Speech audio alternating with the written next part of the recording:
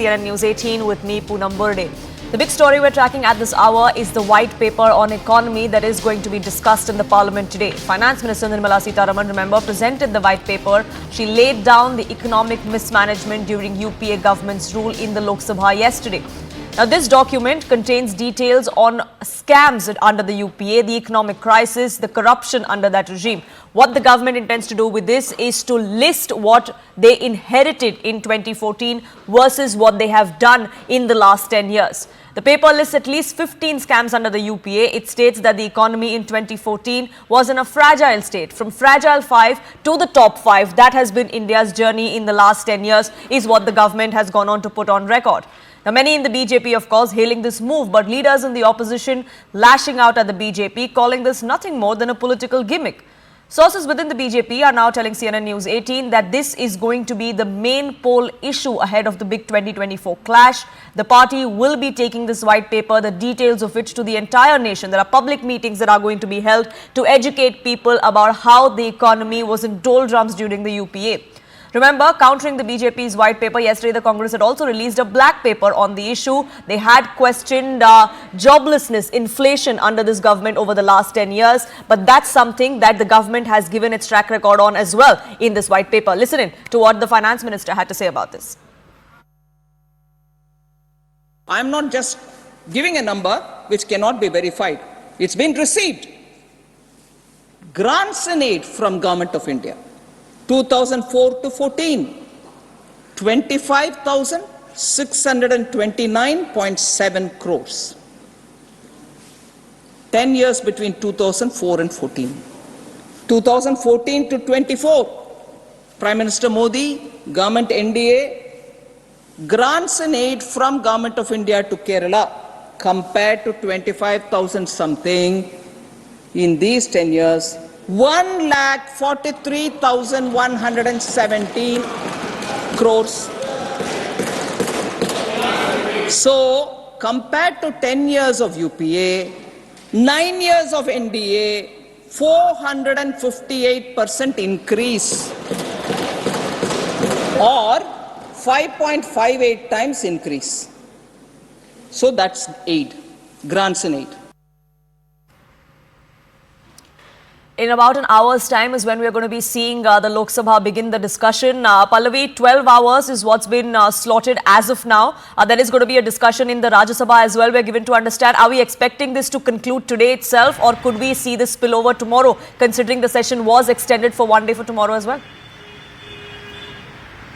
Well, Poonam, I think they're going to take it by the year. They're going to see what kind of responses come in, how lengthy the discussion takes place. But what Finance Ministry sources are telling me is that at 12:30 is when the FM is going to be beginning her laying of that. She's already laid the white paper, but she's going to initiate the debate and discussion. And towards the evening is when her reply will come in on the white paper, and also based on the responses that she gets from other political parties.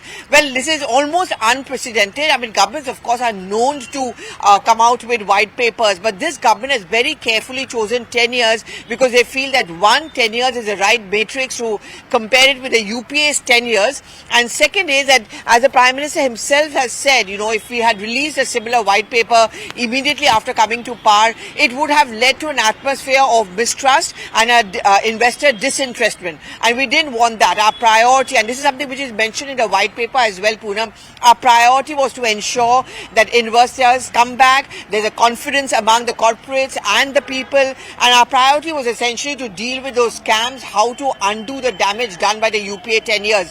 What you're going to see is a play out where the opposition parties are certainly not going to be accepting the white paper.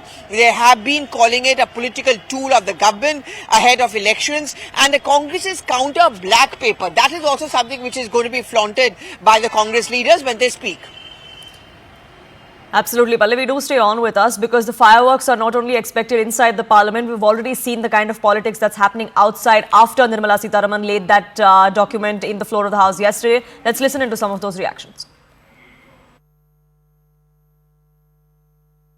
2004 में वाजपेयी जी ने जो खजाना दे गए थे, 14 में सारे खजाना गायब थे, और मोदी जी ने फिर से उन गड्ढों को भरते हुए आज दुनिया के 5वीं अर्थव्यवस्था में भारत को ले जाने का काम किया है और चांद से लेकर के डिफेंस के एक्सपोर्ट से लेकर के सारे काम किया है और 370 भी हटाने का काम किया। प्रभु श्री राम का भी प्राण प्रतिष्ठा हुआ।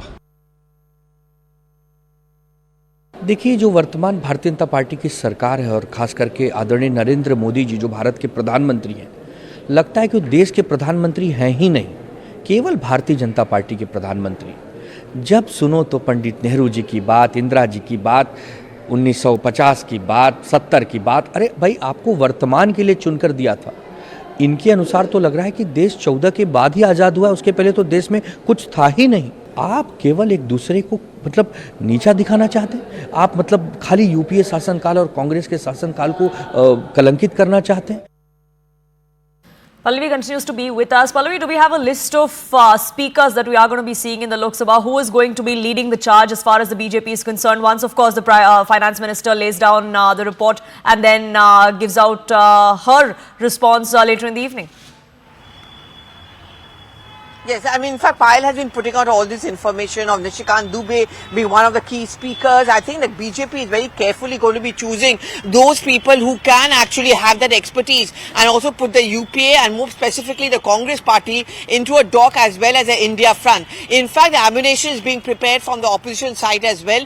Rahul Gandhi is back in Delhi for a break of 2 to 3 days. It will be interesting to see, Poonam, whether he is going to be speaking. So far, the Congress party is telling us that there is no plan for him to speak because he's busy with prior engagements. But will Rahul Gandhi be present inside the Lok Sabha when the debate and discussion takes place? Because his theory and the entire pitch for the Bharat Jodo Nyaya Yatra is that the yatra is to ensure that Nyaya or justice is given to a common man who have actually been hurt by the faulty policies of the government.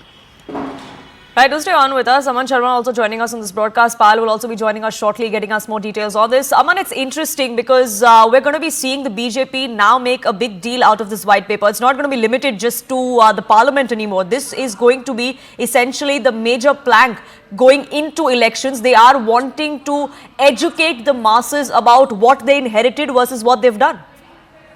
Yes, Poonam, and if you see the topic of the discussion today on the white paper, it says the white paper and its impact on the lives of people. So I think the government is trying to say here that, look, the 10 years of the UPA had a very detrimental effect on the impact on the lives of the people. Inflation was high, growth was low, banks were struggling. There were one corruption scam after the other, which really brought down India's image in the world.